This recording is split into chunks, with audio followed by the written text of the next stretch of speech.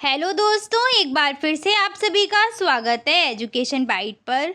मैंने आपके गणित विषय के जो वेरी शॉर्ट क्वेश्चंस थे राजन की सीरीज़ के, वो लगभग 16 क्वेश्चन करा दिए थे। 15 और 16 क्वेश्चन में क्या था आपका, बस अनुलोम समानुपात और प्रतिलोम समानुपात था, जिसमें मैंने बता दिया था अगर एक राशि के बढ़ने पर दूसरी राशि का मान भी बढ़ रहा है तो वहाँ पर है आपका अनुलोम समानुपात, और एक राशि के बढ़ने पर दूसरी राशि का मान घट जाता है तो वहाँ होता है प्रतिलोम समानुपात। एक तरीके से ये उल्टा होता है। इसमें जो तीर के निशान लगेंगे वो कैसे लगेंगे, इसमें तो हम इस तरीके से लगाते हैं और इसमें तीर के निशान उल्टे लगते हैं। एक अगर ऐसा है तो दूसरा लगेगा ऐसा। तीर के निशान लगाने कैसे हैं, तो हम दोनों ही अनुपात में कोई राशि का मान x लेते हैं तो सबसे पहले x की तरफ एक रेशियो लगा लो आप अपना तीर का निशान, और उसके बाद क्या करो, दोनों राशि को देखो कि अनुलोम समानुपात बन रहा है या प्रतिलोम। अनुलोम बन रहा है तो दोनों के तीर एक दिशा में हो जाएंगे, प्रतिलोम बनता है तो वो तीर आपको उल्टा कर देना है। ठीक है, अगर डाउट रहा होगा तो इस क्वेश्चन से क्लियर हो जाएगा। अगला आपका प्रश्न है, एक छात्रावास में 50 छात्रों हेतु 40 दिनों का भोजन सामग्री है। यदि छात्रावास में 30 छात्र और आ गए तो भोजन सामग्री कितने दिन में समाप्त हो जाएगी। कितने छात्रों के लिए सामग्री है, 50 छात्रों के लिए सामग्री है। कितने दिन की सामग्री है, 40 दिन की सामग्री है। कितने छात्र और आ गए, 30 छात्र और आ गए। अब छात्रों की संख्या कितनी हो गई, 80। तो 80 छात्रों के लिए हमने मान ली भोजन सामग्री कितने दिन चलेगी, x दिन चलेगी। एरो हमने x की तरफ ये लगा दिया। ठीक है, अब हम देखते हैं ये समानुपात मेरा जो दिया है वो अनुलोम है या प्रतिलोम। तो बताओ, जब 50 छात्र हैं तब तो सामग्री 40 दिन चल रही है। अब हमने छात्र की संख्या 80 कर दी तो जो सामग्री है वो क्या 40 दिन से ज़्यादा दिन चल पाएगी, वो तो पहले ही ख़त्म हो जाएगी। जब छात्रों की संख्या बढ़ गई तो सामग्री तो 40 दिन से पहले ही समाप्त हो जाएगी, यानी कि यहाँ जो x की जगह मान आएगा वो कम आएगा, 40 से कम आएगा। इस कंडीशन में क्या है, इधर तो संख्या 50 से बढ़ गई 80, लेकिन इधर संख्या 40 से घट रही है, x हो रही है, इसलिए जो अब हमारा निशान लगेगा वो कैसा लगेगा, उल्टा लगेगा, इस तरीके से। ठीक है, अब कैसे लिखना है आपको, अब तो सीधे सीधे लिख ही सकते हैं। इसको बनाइए, यहाँ से लिखना शुरू करते हैं तो आपका क्या बनेगा, 40 अनुपात x समानुपात, इधर आएंगे तो 80 अनुपात 50, अंतः पदों का गुणनफल इक्वल बाह्य पदों का गुणनफल, यही तो होता है। तो आपका क्या बन जाएगा यहाँ पर, x गुणा 80 बराबर 50 गुणा 40। पक्षांतर कर दो तो मैं सीधे सीधे यहाँ काट दूँ, कोई परेशानी तो नहीं है। 40 दूनी 80 चला जाएगा, 2 से जाएगा आपका ये 25 बार, तो x बराबर निकल के आ जाएगा 25, यानी कि भोजन सामग्री कितने दिन चलेगी, 25 दिन चलेगी। उम्मीद कर रही हूँ समझ में आ गया होगा। आसान क्वेश्चन था, इतना टफ नहीं था कि आप कर ना पाएँ, और चाहें तो इस तरीके से आप लास्ट में आंसर लिख सकते हैं। अगला है, 2 का गुणात्मक प्रतिलोम कितना होगा। गुणात्मक प्रतिलोम में हमेशा याद रखना कि बस अंश बन जाता है, हर और हर बन जाता है अंश। 2 के नीचे क्या है, 1 मानेंगे हम। अब 2/1 है, इसका गुणात्मक क्या बन जाएगा हमारा, 1/2। तो 2 का गुणात्मक प्रतिलोम हो जाएगा 1/2। 1/2 का गुणात्मक प्रतिलोम क्या है, तो 1/2 है। इसका अंश और हर चेंज कर दो, या इसको यहाँ ले जाओ, इसको यहाँ कितना आ जाएगा, 2/1।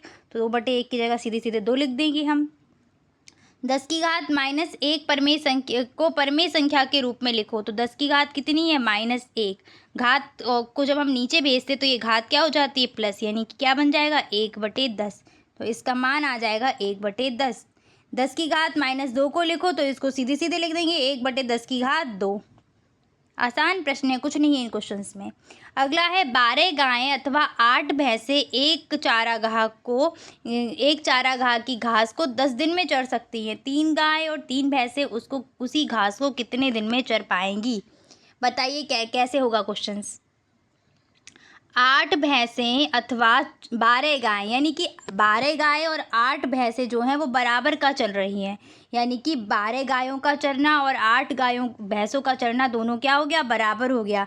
यहाँ से एक गाय का चरना निकल आएगा, एक गाय बराबर 8/12 भैंसें, और यहाँ से हमें कितनी गायें चाहिए, यहाँ दिया है 3 गाय, तो हमने ले लिया 3 गाय का चरना, तो 3 गाय का चरना बराबर क्या हो जाएगा, 8/12 गुणा 3।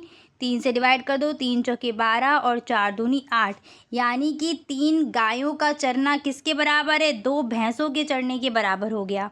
ठीक है, यहीं पर हमें कितना चाहिए था, 3 गाय और 3 भैंसें कितने दिन में चरेंगी, तो 3 गाय और 3 भैंसों का चरना बराबर क्या हो जाएगा, इन गायों की जगह हमने रख दिया भैंसों को, तो यहाँ पर 2 भैंसें प्लस 3 भैंसों का चरना बराबर 5 भैंसों का चरना। ये हमने क्यों किया, यहाँ पर आप देख पा रहे हो यहाँ पर अथवा लिखा है, यहाँ क्या दिया है 8 भैंसें, या तो 8 भैंसें 10 दिन में चल रही हैं या फिर 12 गाय 10 दिन में चल रही हैं, 12 गाय 10 दिन में चल रही हैं या फिर 8 भैंसें 10 दिन में चल रही। तो हमें कोशिश करनी कि यहाँ पे जो 3 गाय और 3 भैंसें दी हैं इनको या तो हम भैंसों में कन्वर्ट कर लें या फिर गाय में कन्वर्ट कर लें, क्षमता को कन्वर्ट करना है, तो इसलिए हमने ये सब किया है। यहाँ पर 3 गाय प्लस 3 भैंसें बराबर कितनी आ जाएंगी, 5 भैंसों का चरने के बराबर हो जाएगा। अब काम हमारा आसान हो गया, हमें पता है 8 भैंसें 10 दिन में चल रही थी, 8 भैंसें कितने दिन में चल रही थी, ये लिखी है भैंसों की संख्या, ये हैं भैंस और ये रहे दिन। 8 भैंसें चल रही थी 10 दिन में, अब 5 भैंसें कितने दिन में चरेंगी, तो 5 भैंसें हमने मान लिया x दिन में चर पाएंगी। अब हम आराम से बना सकते हैं, जब 8 ने 10 दिन में चरा है तो 5 बताओ ज़्यादा दिन में चर पाएंगी या कम दिन में चर पाएंगी, सीधी सी बात है 5 उस घास को ज़्यादा दिन में चरेंगी। तो यहाँ पर ये कैसा अनुपात बन रहा है, प्रतिलोम बन रहा है हमारा, एरो ऐसा लग जाएगा। अब इसको किस तरीके से लिखेंगे, तो यहाँ पर आ जाएगा 10:x समानुपात 5:8,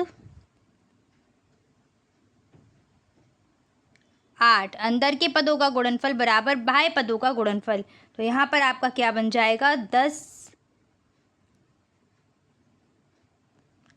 10x गुणा 5 इक्वल 10 × 8, पक्षांतर कर दो तो x बराबर 10 × 8 बटे का 2, 2 पंजे 10, यानी कितने दिन में चढ़ ली, x बराबर 8 दूनी 16 दिन में पूरी की पूरी घास को वो चर लेंगी। समझ में आ गया, नहीं आया तो एक बार मैं फिर से बता देती हूँ फटाफट से कि मैंने किया क्या। यहाँ पर क्या दिया था, 12 गाय और 8 भैंसें किसी घास को 10 दिन में चर रही हैं। 12 गाय अथवा का मतलब है कि कोई एक, या तो 8 भैंसें चल रही हैं या फिर 12, आपको कोई एक ही लेना है। तो देखो हम चाहें तो 8 भैंसें ले लें या फिर 12 गाय ले लें, दोनों से क्वेश्चन हो जाएगा। अगला पूछा क्या हमसे जा रहा है, 3 गाय और 3 भैंसें उसको कितने दिन में चर पाएंगी, तो यहाँ पर हमें और लगा के दे दिया, यानी कि इस और का मतलब है प्लस का साइन, यहाँ पर फिर क्या करना है, प्लस। अब आपको करना क्या है, आप एक काम कर सकते हो कि इन 3 गायों को और 3 भैंसों को बराबर उसमें कर लो। तो इसके लिए हम क्या करेंगे, सबसे पहले हम देखते हैं 12 गाय और 8 भैंसें दोनों बराबर बराबर चल रही हैं, दोनों अथवा दिया है ना, तो 12 गाय और 8 भैंसें दोनों की क्षमता बराबर हो जाएगी। यहाँ से हमने एक गाय का चरना निकाला, एक गाय का चरना बराबर क्या हो जाएगा, 8/12 भैंसों का चरना। यहाँ से सीधे सीधे आपका क्या निकाल सकते हो, डिवाइड कर दो, नहीं तो 3 का गुणा कर लो, क्योंकि हमें आगे 3 की ज़रूरत है। तो 3 गायों का चरना बराबर 8 × 3/12, 3 चौके आपका कट जाएगा, यहाँ पर 3 चौके 12 और फिर 4 दूनी 8, तो 2 निकल आया, यानी कि 3 गायों का चरना है 2 भैंसों के बराबर। हमें कितनी चाहिए थी, 3 गाय और 3 भैंसें, तो 3 गाय की जगह हमने रख दिया 2 भैंसों का चरना, 2 और 3 हो जाएगा यहाँ पर 5 भैंसों का चरना, यानी कि ये वाली जो राशि है वो पूरी किसके बराबर हो गई, इस वाले के। अब हम आसानी से कर सकते हैं, यहाँ पर 8 भैंसें चल रही थी 10 दिन में, 5 भैंसों ने चरा x दिन में। अब हम यहाँ पर बना लेंगे कि 8 भैंसें 10 दिन में चल रही हैं, तो 5 क्या होगा, उससे कम दिन में ही उससे ज़्यादा दिन का समय लेंगी उस घास को ख़त्म करने में। प्रतिलोम समानुपात बन रहा है, एरो लगाए प्रतिलोम के और फिर फटाफट से सॉल्व कर दिया। अगला प्रश्न है 5 भाग करना है 5/3 का, तो यहाँ पर लिख लेते हैं 5/2 में डिवाइड करना है 5/3 का। जब भी ऐसी कंडीशन बनती है सीधे सीधे में पता है कि जब आधार समान हो और भाग में दिया हो तो घातें घट जाती हैं। 5/2 - 3 कितना आ जाएगा, 5 - 1, और इसको आप 1/5 भी लिख सकते हैं। दोनों ही आंसर आपके सही हैं। अगला है 1/8 × 3 को का सरलीकरण कीजिए। ठीक है, तो 1/8 × 3 क्या हो जाएगी, 1/3 आराम से ये क्वेश्चन हो जाएगा। ठीक है, चलिए 1/3 अब इसको आप 1/8 को क्या लिख सकते हो, 1/2 गुणा 1/3 आधार समान है, क्या हो जाएगा 1/2 × 3 का होल क्यूब, निकल आएगा 1/6 की घात 3। चाहे तो घात खोल दो और नहीं तो ऐसा ही रहने दो, वो भी ठीक है आपका। ठीक है, सरल रूप यही हो जाएगा। अगला क्या है, 3 की घात -2 गुणा 3 की घात 5। 3 की घात -2 गुणा 3 की घात 5। आधार समान है, गुणा में दिए हैं, घातें जुड़ जाएंगी। -2 + 5 तो बराबर आ जाएगा 3 की घात 3। चाहे तो गुणा कर दो, चाहे आप यहाँ भी छोड़ सकते हैं। 3 तिरका 9 तियाँ 27। ठीक है, दोनों ही आपके सही आंसर हैं, ऐसा नहीं कि दोनों गलत हैं, सही हैं। ए का गुणात्मक प्रतिलोम क्या होगा, तो ए को हम क्या लिख सकते हैं, a/1। जिस किसी के नीचे कोई संख्या नहीं दी होती उसके अपॉन में 1 माना जाता है। बस अंश को बना दो हर और हर को बना दो अंश, क्या बन जाएगा 1/a। धन निकालने की विधियां कौन कौन सी हैं, तो फॉर्म भर के हम लोग देते हैं ना, उसको बोलते हैं आहरण। फॉर्म के द्वारा, चेक के द्वारा, एटीएम के द्वारा हम अपना पैसा निकाल सकते हैं। चेक कितने प्रकार के होते हैं, तो देखो बैरियर चेक या कब बैरियर चेक या फिर वाहक चेक आ जाएगा। आदेशिक चेक, क्रॉस चेक या रेखांकित चेक, इसमें कोने पर 2 रेखाएं खींच के और अकाउंट पे ओनली लिख दिया जाता है। वर्तमान समय में भारतीय स्टेट बैंक चालू खाता खोलने पर 1 वर्ष में कितना सेवा शुल्क लेता है, तो 50 रुपये लेता है ये। बैंक जाने के कोई 3 उद्देश्य, तो क्या उद्देश्य हो सकते हैं, अपने धन को जमा करना, धन को निकालना और ऋण लेना। आहरण का मतलब है धन निकालना, धन जमा करना, ऋण लेना या फिर धन को निकालना। अगला है बैंक में खाता किस प्रकार से खोल सकते हैं, तो देखो जब आपको खाता खोलने की इच्छा होगी तब आप खाता खोलेंगे। उसके लिए क्या करना पड़ेगा, बैंक जाना पड़ेगा, एक आवेदन फॉर्म लेना पड़ेगा और एक अपना परिचय दाता कोई इंसान लेके जाना पड़ेगा। कोई ऐसा इंसान जो आपका परिचित हो और उसका अकाउंट उसी बैंक में हो जिस बैंक में आप खाता खुलवाना चाहते हैं। जैसे आपको SBI में खुलवाना है या पंजाब में खुलवाना है तो आप पंजाब नेशनल बैंक में जाएंगे और वहाँ पर एक ऐसे व्यक्ति को लेके जाएंगे जिसका खाता ऑलरेडी पंजाब बैंक में है, क्योंकि वहाँ पर उसको साइन करना पड़ता है आपके फॉर्म पर। ठीक है, तो परिचय दाता के रूप में। उसके बाद फिर आपको पासबुक वगैरह मिल जाती है। ठीक है, इसके बाद है 10 की घात -3 को परिमेय संख्या में लिखो। -3 है, बस घात को नीचे ले जाओ तो क्या बन जाएगा 1/10 की घात 3। यही आंसर है, कुछ नहीं है इन क्वेश्चन में। अगला है -5 की घात -4 गुणा -5 की घात -3 को सरल करना है, तो घातों को नीचे भेज दो। तो कैसे बन जाएगा ये 1/-5 की घात क्या हो जाएगी 4 गुणा ये क्या हो जाएगा 1/-5 की घात कितनी हो जाएगी -3। ठीक है, या आप इसको इस तरीके से भी कर सकते थे।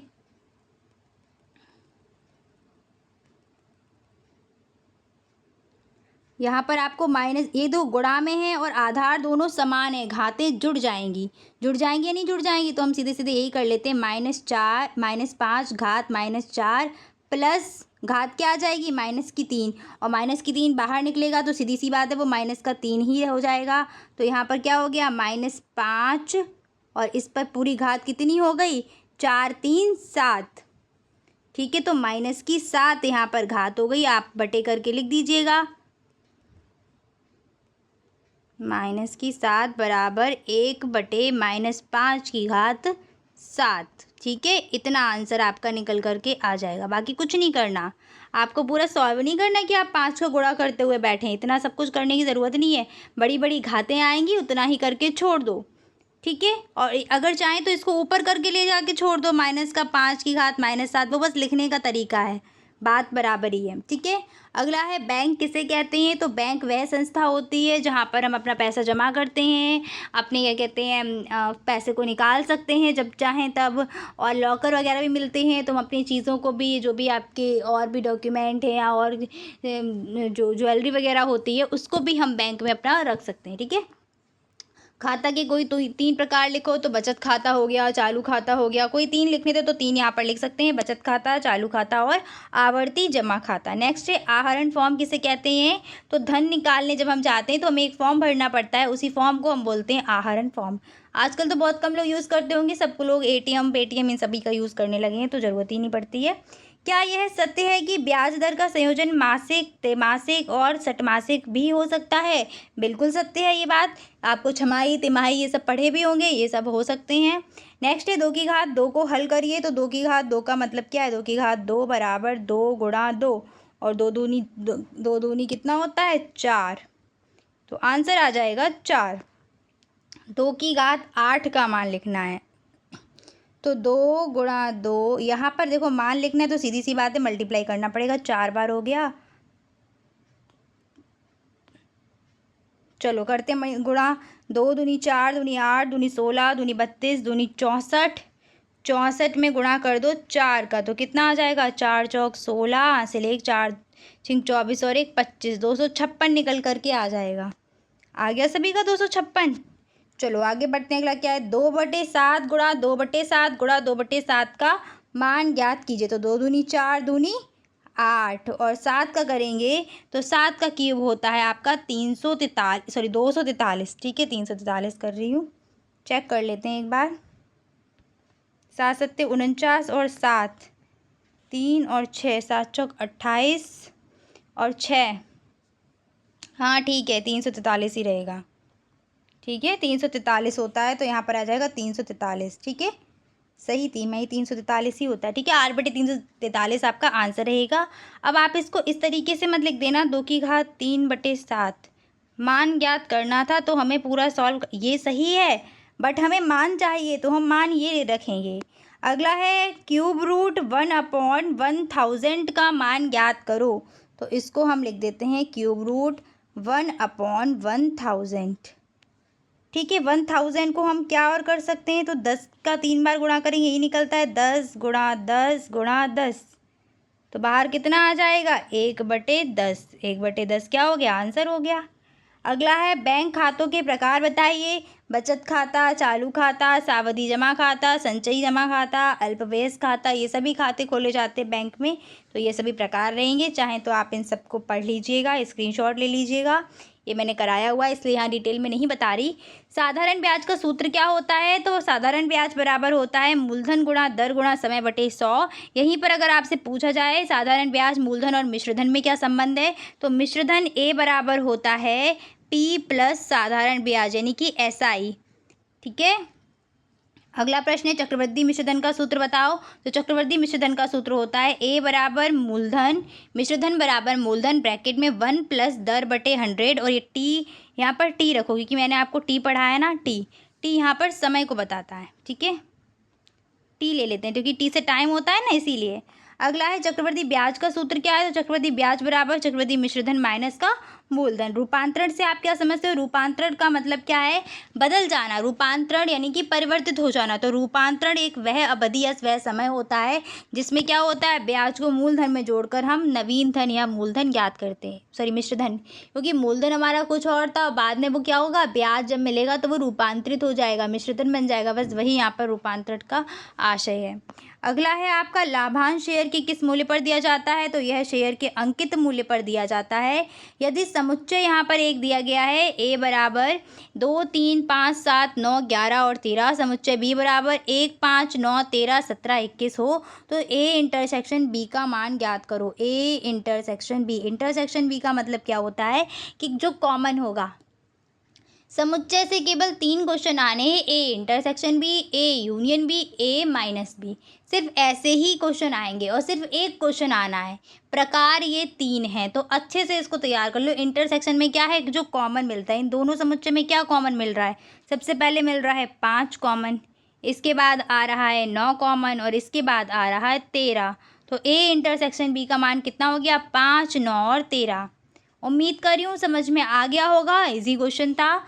अगला प्रश्न है 9A² - 24A + 18A³ को 3A से भाग देकर शेष फल ज्ञात कीजिए।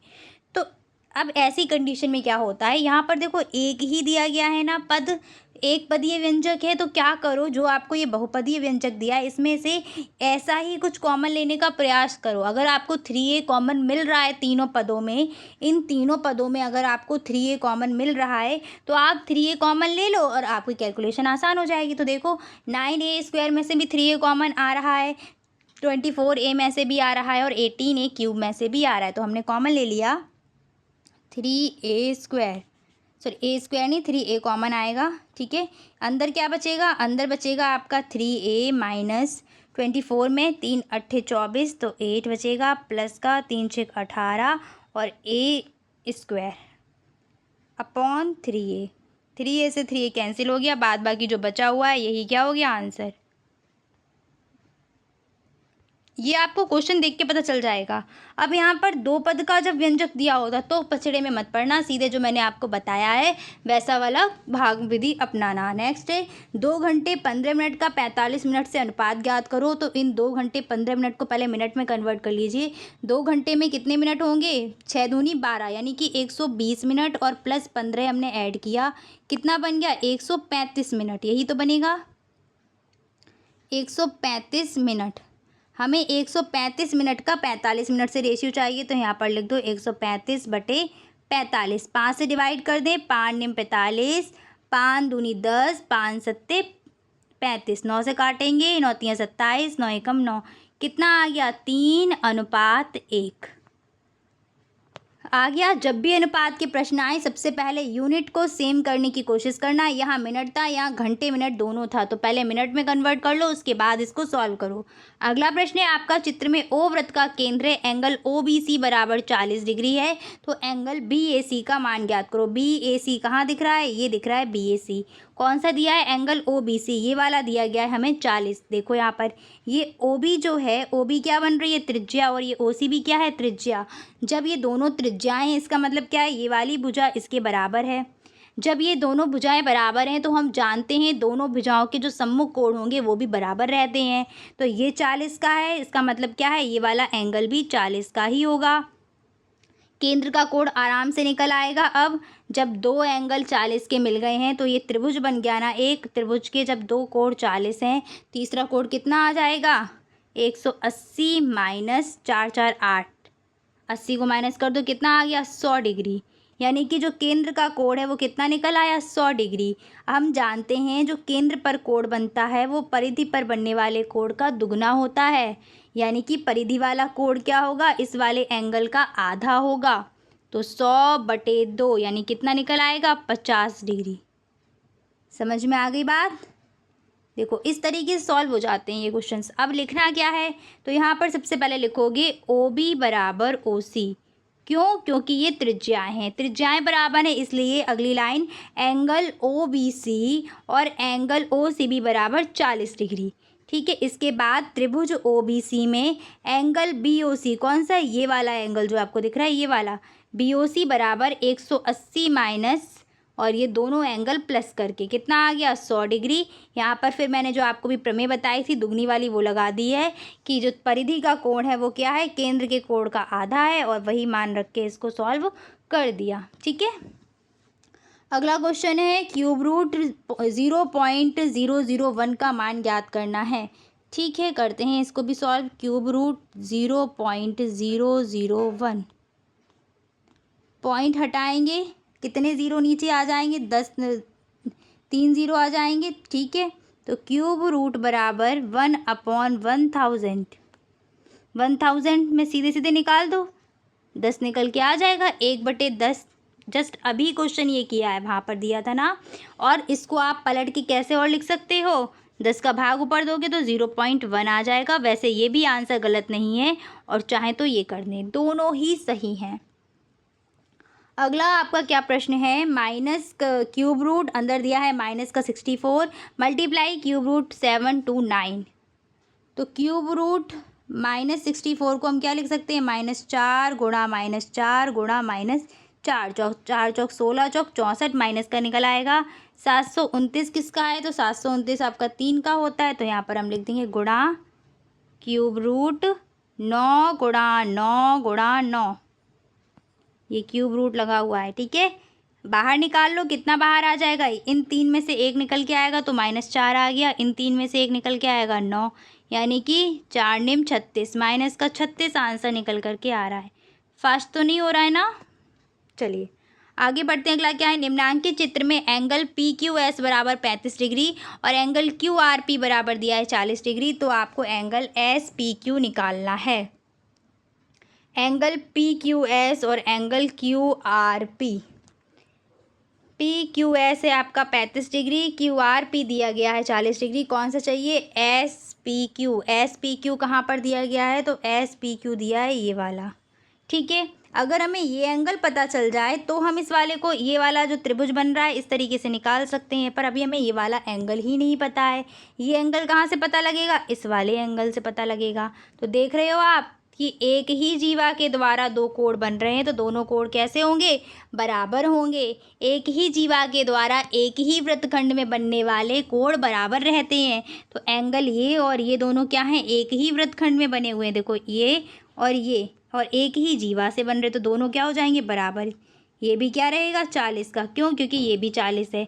अब आप देख पा रहे हैं कि ये क्या बन गया? एक ट्राइंगल बन गया। इस ट्राइंगल में हमें दो कोण पता है, एक 40 है, एक 35 है। तीसरा निकल आएगा। त्रिभुज के तीनों कोणों का योग कितना होता है? 180 डिग्री होता है। वहीं से निकाल लो। तो त्रिभुज के तीनों कोणों में आपको कौन कौन सा एंगल पता है? ये वाला और ये वाला। तो हम लिख देते हैं angle SPQ plus angle 40 degree plus angle 35 degree equal 180 degree. Angle SPQ बराबर 180 डिग्री माइनस कितना हो जाएगा? 75 डिग्री बराबर कितना आ जाएगा? 10 में से 5 गया, 5 0 1, 105 डिग्री आ गया। 105 डिग्री सीधे सीधे। कुछ था क्वेश्चन में, एकदम हलवा क्वेश्चन है, करा चुकी हूँ, प्रीवियस ईयर में आया था ये शायद। देख लो। लिखना कैसे? कुछ नहीं लिखना। एंगल PSQ बराबर एंगल QRP। इसके ब्रैकेट में ज़रूर लिखना कि एक ही जीवा के द्वारा एक ही वृत्तखंड में बने कोण सदैव बराबर होते, इसलिए दोनों एंगल क्या हो गए हैं? बराबर हो गए हैं। इसके बाद त्रिभुज के तीनों कोणों का योग लगाना, जो मैंने यहाँ पर लगाया था इस तरीके से, और पक्षांतर करके सॉल्व कर देना। आपका आंसर निकल आएगा 105 डिग्री। 3.5 सेंटीमीटर त्रिज्या का एक वृत्त खींचिए और उस वृत्त पर एक बिंदु P लीजिए और P से एक स्पर्श रेखा खींचिए। तो ठीक है, आपको सबसे पहले तो एक वृत्त खींच देना है।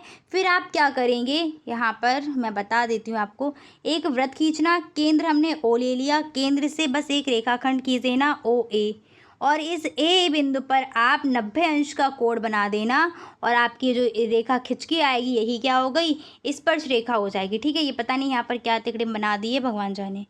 चलो आगे बढ़ते हैं। अगला आपका क्या है? log बेस 10 1 का मान बताइए। तो मैंने आपको उस दिन बताया था किसी भी आधार के लिए एक का लघुगणक सदैव क्या रहता है? 0 रहता है। फिर भी अगर आपको सॉल्व करना है तो कैसे करेंगे? log बेस 10, इस 1 को हम क्या कर सकते हैं? 10 की पावर 0 लिख सकते हैं, क्योंकि मान तो 1 ही आया। किसी की भी घात अगर हम 0 चढ़ा दें, मान 1 ही आता है। ठीक है, 0 आगे आ जाएगा, यहाँ बन जाएगा log बेस 10, और 10 हमें पता है कि आधार और वो समान होती हैं संख्याएं, तब लघुगणक क्या रहता है? 1 रहता है। तो 0 गुणा 1 बराबर 0। अगला प्रश्न है समुच्चय 6 यदि समुच्चय A बराबर 6 8 11 और समुच्चय B बराबर 5 11 13 हो तो A इंटरसेक्शन B का मान ज्ञात कीजिए। यहाँ पर A इंटरसेक्शन B क्या हो जाएगा? जो कॉमन मिल रहा होगा दोनों समुच्चय में, कॉमन क्या मिल रहा है? सिर्फ और सिर्फ 11। नेक्स्ट क्वेश्चन है समुच्चय A बराबर 2 3 5 और समुच्चय B बराबर 5 7 3 हो तो A माइनस बी का मान ज्ञात कीजिए। तो A माइनस बी बराबर क्या निकल के आएगा? देखो, समुच्चय B का हमें एक भी अवयव नहीं लेना है, बिल्कुल छोड़ दो। जिसको घटा रहे हैं उसका हमें कोई अवयव नहीं लेना है, समुच्चय A में देखना है। तो समुच्चय A में ऐसे अवयव जो B में भी मिल रहे होंगे उनको छोड़ के बाद बाकी जो बचे हैं उन सबको लिख दो। तो देखो, B में क्या कॉमन मिल रहा है? सिर्फ 5 मिल रहा है और 3 मिल रहा है। तो बचा कौन सा समुच्चय A में? सिर्फ 2 बचा, तो हम सिर्फ क्या लिखेंगे? 2। ठीक है, क्या आ जाएगा आंसर? 2 निकल के आ जाएगा। उम्मीद कर रही हूँ सभी का आ गया होगा, इतना भारी भरकम क्वेश्चन था नहीं ये। सॉल्व करते हैं अगला प्रश्न। क्या है आपका? सीधे सीधे सॉल्व करते हैं इसको। डिवाइड हो रहा है तो मैं डिवाइड सीधे सीधे कर देती हूँ। 7 से काट देंगे, 7 दूनी 14, तो ऊपर आ जाएगा माइनस का 2। नेक्स्ट 12, ये कट रहे हैं 3 से, तो ये जाएगा 3 चौके 12, यहाँ माइनस का 4 और 3 निम 27। ठीक है, अगला यहाँ भी कट रहा है, 8 एकम 8 और 8 दूनी 16, 9 पना 45। क्या आ जाएगा? 4 दूनी 8, माइनस के थे तो प्लस के हो जाएंगे, माइनस का 4 माइनस का 2 का, तो 8/9 माइनस ब्रैकेट में माइनस का 1/10, बाहर निकालो 8/9 प्लस का 1/10। एलसीएम कितना हो जाएगा? 90। इधर आ जाएगा 80, इधर आ जाएगा 9 और आपका आ जाएगा 89/90। आंसर भी रट गए होंगे इसके, मुझे तो लगता है ये था आपका क्वेश्चन प्रीवियस ईयर में, देखो कराया था 2018 में आया हुआ है। अगला प्रश्न है 3 की घात 4 गुणा 3 की घात 5 गुणा 3 की घात -9 गुणा 3 की घात 2 का मान ज्ञात करो। गुणा में दिया गया है और आधार समान है, सारी की सारी घातें जोड़ जाड़ के लिख दो। 3 की घात 4 प्लस 5 माइनस का 9 है तो सीधे सीधे माइनस का 9 आ जाएगा और प्लस का 2 ऐड कर दो। 4 5 9 2 11, 11 में से 9 बचे, 9 गए, कितना बचा 2। 3 की घात 2 बराबर कितना आ जाएगा 3 तिरका 9। अगला आपका प्रश्न है 4/x² - y² 9 का गुणनफल ज्ञात कीजिए। तो इस सभी को स्क्वायर में चेंज कर लो, ये बन जाएगा 2 का स्क्वायर अपॉन x का स्क्वायर, ये बन जाएगा y का स्क्वायर अपॉन 3 का स्क्वायर। अब आप देख पा रहे हैं ये पूरा का पूरा पद हमारा बन गया a², ये पद बन गया b²। तो a² - b² बराबर क्या होता है, एक ब्रैकेट में a प्लस बी, दूसरे ब्रैकेट में a माइनस बी। तो 2/x प्लस वाई अपॉन 3 एक ब्रैकेट में आ जाएगा, दूसरे ब्रैकेट में आ जाएगा 2/x minus y upon 3। Next question है 8x x व 18 समानुपात में है तो x का मान ज्ञात कीजिए। तो 8:x समानुपात x अनुपात 18, हम जानते हैं क्या होता है यहाँ पर, अंतः पदों का गुणनफल बराबर बाह्य पदों का गुणनफल। तो यहाँ पर हो जाएगा x² बराबर 18 गुणा 8, 18 8 144। तो यहाँ पर x बराबर निकल करके आ जाएगा 12। ठीक है, 12 का वर्ग होता है तो 12 आ जाएगा सीधे सीधे। कितने समय में 7500 रुपये पर 11% वार्षिक ब्याज की दर से साधारण ब्याज 4125 रुपये हो जाएगा, कितने समय में। तो हमें देखो पी भी दिया है यहाँ पर प्रश्न में, साधारण मूलधन दिया है, दर दी गई है, एसआई दिया गया है, टी निकालना है। तो एसआई बराबर P into R into T upon 100 लगा दीजिए, पी आर टी अपॉन 100। ठीक है,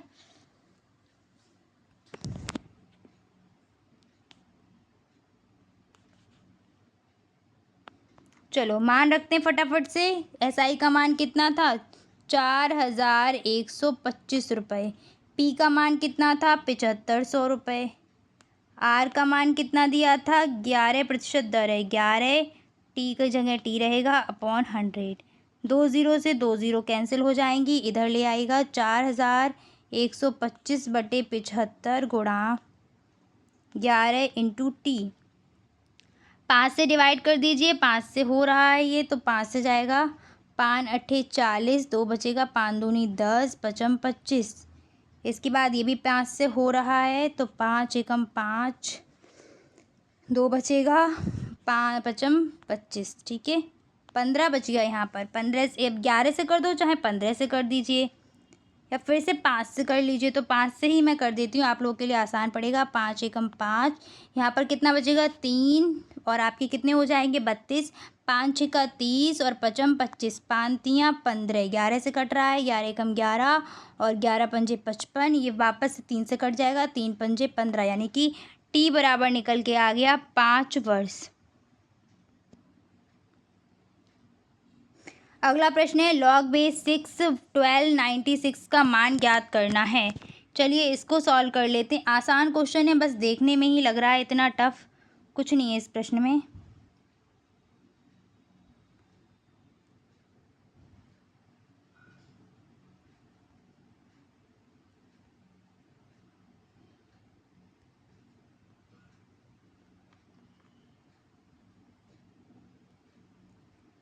करना क्या है, ये जो 1296 दिया है इसके कर लीजिए फैक्टर। तो यहाँ पे लिख देते हैं 1296 करो फैक्टर फटाफट से।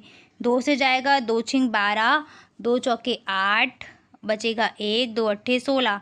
फिर ये 2 से कट रहा है, 2 से डिवाइड करो, 2 3 6, 2 दूनी 4, 2 चौके 8, फिर 2 से चला जाएगा, 2 एकम 2, 2 छिंग 12, 2 दूनी 4, फिर 2 से जाएगा, 2 अट्ठे 16, 2 एकम 2, अब 3 से जाएगा, 3 से जाएगा ये 3 दूनी 6, 3 सत्ते 21, फिर 3 से जाएगा, 3 तिरका 9 और फिर 3 से 3 सॉरी 3 निम 27, फिर जाएगा 3 तिरका 9, फिर 3 एकम 3, इस तरीके से जाएगा। तो आप देख पा रहे हैं यहाँ पर 2 के 4 पेयर बन रहे हैं और 3 के 4 पेयर बन रहे हैं।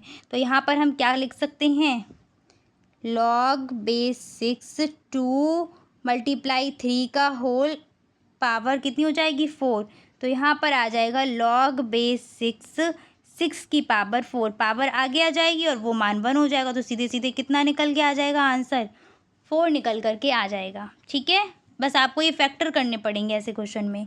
यदि 5 की घात 3 बराबर 125 है तो इसका लघुगणक रूप लिखना है। ये क्वेश्चन बहुत इजी है, कुछ नहीं करना होता। लॉग जिस पर घात लगी है वो बन जाएगा बेस, इसके बाद 125 बराबर कितना हो जाएगा 3। समुच्चय ए बराबर दिया गया है 8 12 15 16, समुच्चय बी बराबर दिया है 8 15 17 20। ए यूनियन बी निकालना है तो ए यूनियन बी क्या हो जाएगा 8 12 15 17 16 20। ठीक है, सब आ जाएंगे, आगे पीछे लिख गए कोई बात नहीं है, आप क्रम से लिख देना। और ए इंटरसेक्शन बी बराबर कितना आ जाएगा, जो कॉमन मिल रहा है, कॉमन क्या मिल रहा है 8 मिल रहा है और 15 मिल रहा है, तो 8 और 15 आ जाएंगे इसमें। अगला है 8 मीटर लंबी 3.5 मीटर ऊंची व 2 सेंटीमीटर मोटी दीवार का आयतन ज्ञात करो। दीवार की लंबाई चौड़ाई ऊंचाई सब कुछ दिया गया, इन्होंने मीटर में चेंज कर दिया, आप चाहें तो इसको सेंटीमीटर में चेंज कर लें, जैसा आपको आसान लगे। तो हम इसको सेंटीमीटर में ही चेंज कर लेते हैं क्योंकि हमें गुणा करने में आसानी रहेगी। चाहे तो ऐसा ही रहने दीजिए, बस मान रख लो यहाँ पर 8 गुणा 3.5 गुणा 0.20। ठीक है,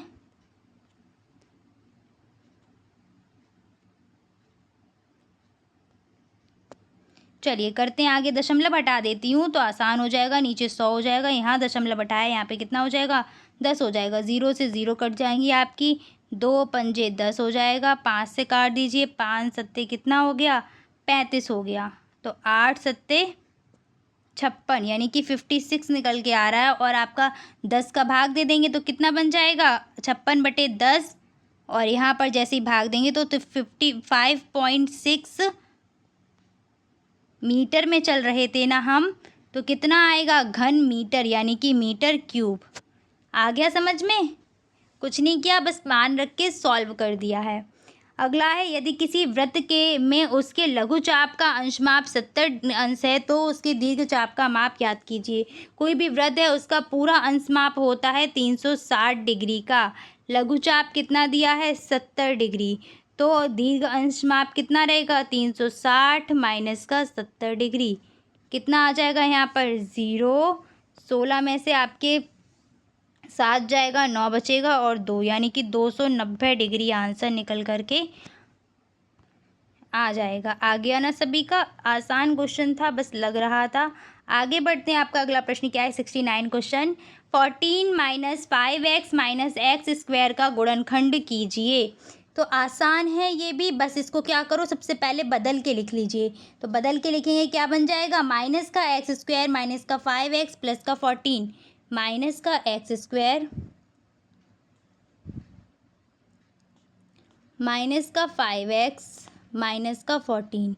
माइनस चिन्ह को हम कॉमन ले लेते हैं, इसमें हमारे लिए आसानी रहेगी। अंदर क्या बन जाएगा x² प्लस का 5x प्लस का 14 था 5x और माइनस का हो जाएगा 14। हमें ऐसी दो संख्याएं चाहिए जिनका गुणा करने पर आ जाए 14 और घटाने पर आ जाए 5। तो वो कौन कौन सी हैं, वो हैं 7 और 2, यही तो 2 है ना। तो यहाँ पर हो जाएगा x² प्लस 7 माइनस का 2 ब्रैकेट बंद x माइनस का 14, खोल दो ब्रैकेट को, तो यहाँ पर हो जाएगा माइनस x² 7x माइनस का 2x और माइनस का 14।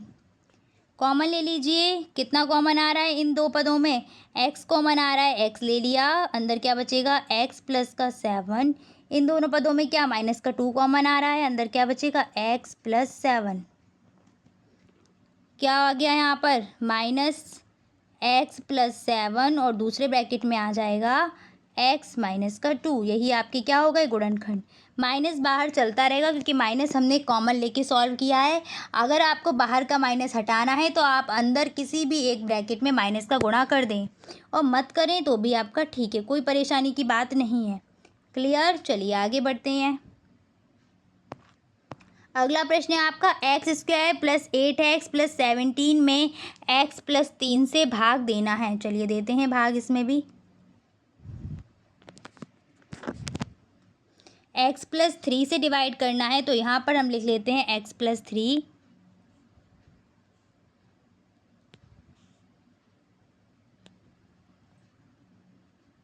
किसमें भाग देना था? तो भाग देना था x² + 8x और प्लस का 17।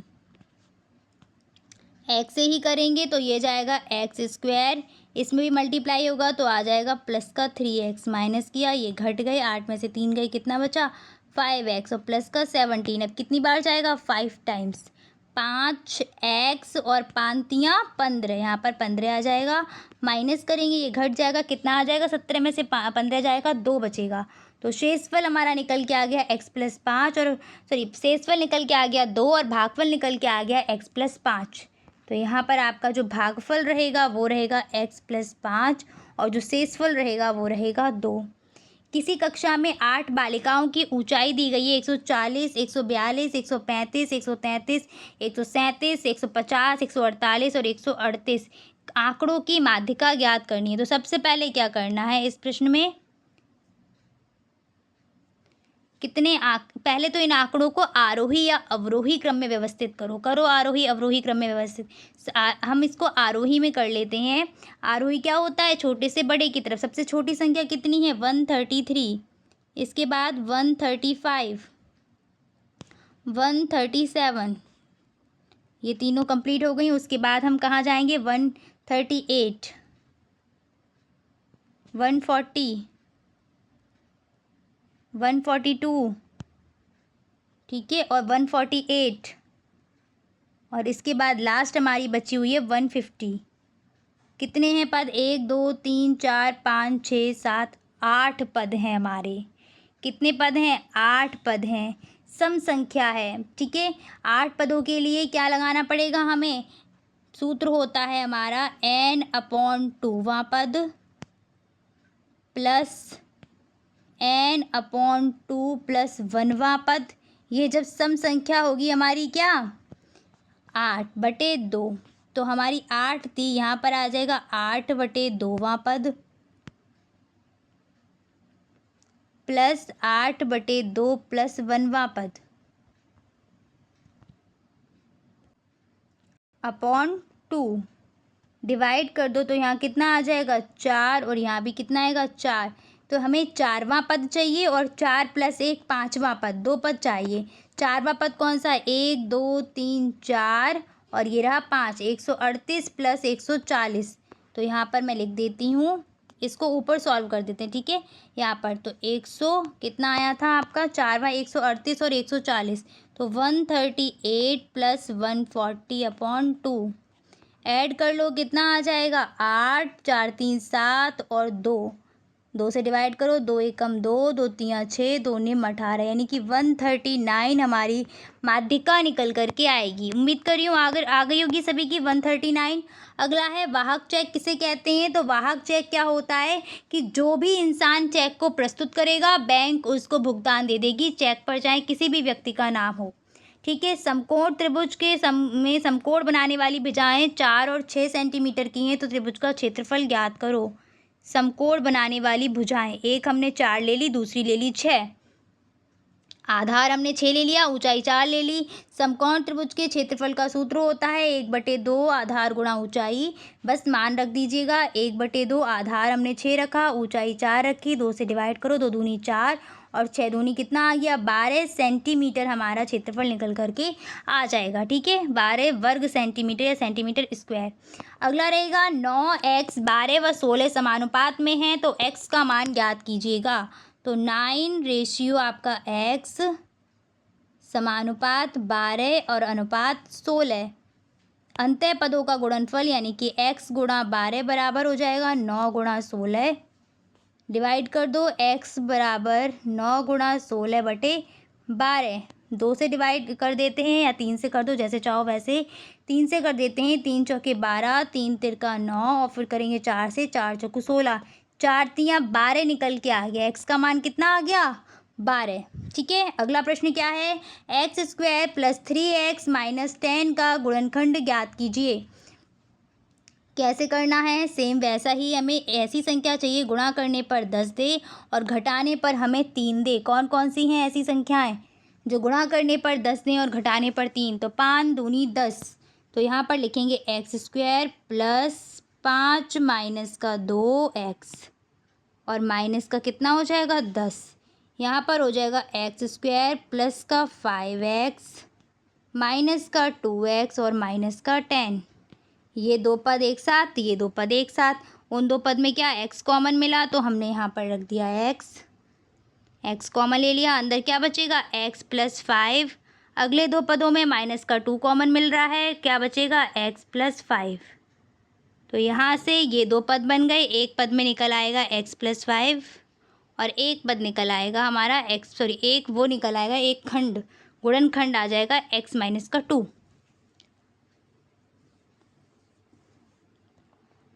अगला है 6 मीटर लंबी, 2.5 मीटर ऊंची और 5 सेंटीमीटर मोटाई वाली एक दीवार का आयतन ज्ञात कीजिए। तो लंबाई ले ली 6 मीटर, ऊंचाई ले ली 2.5 मीटर और मोटाई इन्होंने ले ली 0.15 मीटर। आयतन LBH, यही तो होता है आयतन का सूत्र। मान रख दो, L का मान कितना है हमारा 6 मीटर, तो 6 गुणा ऊंचाई है 2.5 और यहाँ चौड़ाई या मोटाई है 0.15 हमने लिख दिया यहाँ पर और यहाँ लिख दिया 2.5।